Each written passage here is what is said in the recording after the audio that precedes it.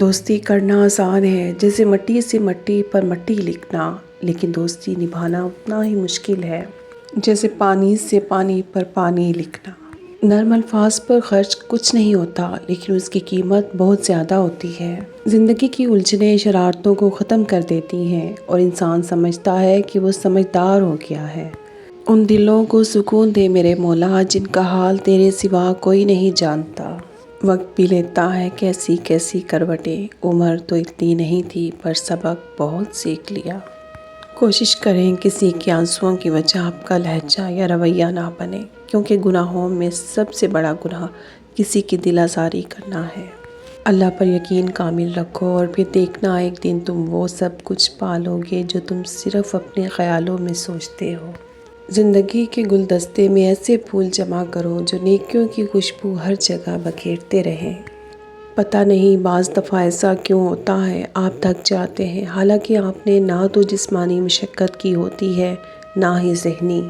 اگر تم جاہلوں کے بیچ ایک شعوری سوچ رکھتے ہو تو تم عنقریب پاگل ہو جاؤ گے یا پاگل کہلائے جاؤ گے۔ زیادہ علم سیکھنے سے بہتر ہے تھوڑا ادب سیکھ لیا جائے۔ کاش والدین کبھی بوڑھے نہ ہوں، بیمار نہ ہوں، غمگین نہ ہوں۔ کسی کی زندگی میں رہنے کے لیے بھیک نہیں مانگنی چاہیے۔ اپنا دامن صاف ہو پھر بھی نظر انداز ہو تو خاموشی سے ایک طرف ہو جائیں، اسی کو عزت نفس کہا جاتا ہے۔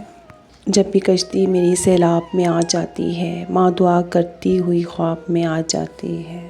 زندگی کا کوئی مقصد بنا لو، پھر ساری طاقت اس کے حصول پر لگا دو، تم ضرور کامیاب ہو جاؤ گے۔ عمر زندگی میں کیا فرق ہے؟ بہت ہی خوبصورت جواب۔ جو اپنوں کے بنا گزرے وہ عمر، اور جو اپنوں کے ساتھ گزرے وہ زندگی۔ چھوٹے لوگ چھوٹی چھوٹی باتوں کو بڑا بنا کر پیش کرتے ہیں اور بڑے لوگ بڑی بڑی باتوں کو چھوٹا سمجھ کر نظر انداز کر دیتے ہیں۔ زندگی ایک بہت بڑا مسئلہ ہے، اتنا بڑا مسئلہ کہ اس کو حل کرتے کرتے انسان ختم ہو جاتا ہے، مگر یہ حل نہیں ہوتا۔ آج ڈھلوان اترتے ہوئے محسوس ہوا، عمر ڈھلتے ہوئے رفتار بڑھا لیتی ہے۔ وہی تو فیصلہ کرتا ہے پتھر کے مقدر کا، کسے ٹھوکر پر رکھنا ہے، کسے اسود بنانا ہے۔ مرد کو شاید خیال رکھنا آتا ہی نہیں، وہ گیئر کو بھی عادت کی طرح سیکھتا ہے اور عادت کی طرح ہی کرتا چلا جاتا ہے۔ تمام پارسائیاں چھوڑ کر آؤ اپنا گریباں دیکھتے ہیں۔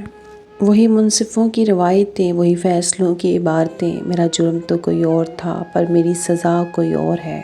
جب لوگ لکھنا سیکھ جائیں گے تو مختصر لکھا کریں گے، اور جب بولنا سیکھ جائیں گے تو اکثر خاموش رہا کریں گے۔ وہ حقیقی امن اور بلوغت کا زمانہ ہوگا۔ زندگی میری طلب کچھ اتنی زیادہ تو نہیں، بوجھ جو تیرا اٹھایا اس کی بس اجرت ملے۔ کبھی کبھی سنجیدگی کے خول سے نکل کر بے فکر قہقہوں کی جانب لوٹ آؤ تاکہ زندگی کا احساس رہے۔ وقت اگر آپ کو پر عطا کر دے تو ان ٹانگوں کو مت بھولیے گا جن پر آپ چلتے رہے۔ اب نہ کوئی شکوہ، نہ کوئی گلہ، نہ کوئی ملال رہا، ستم تیرے بھی بے حساب رہے، صبر میرا بھی کمال رہا۔ زندگی کی حقیقتوں سے بہت سنجیدہ اور رنجیدہ نہ ہوں، ایک بات تو طے ہے کہ آپ اس سے بھاگ نہیں سکتے۔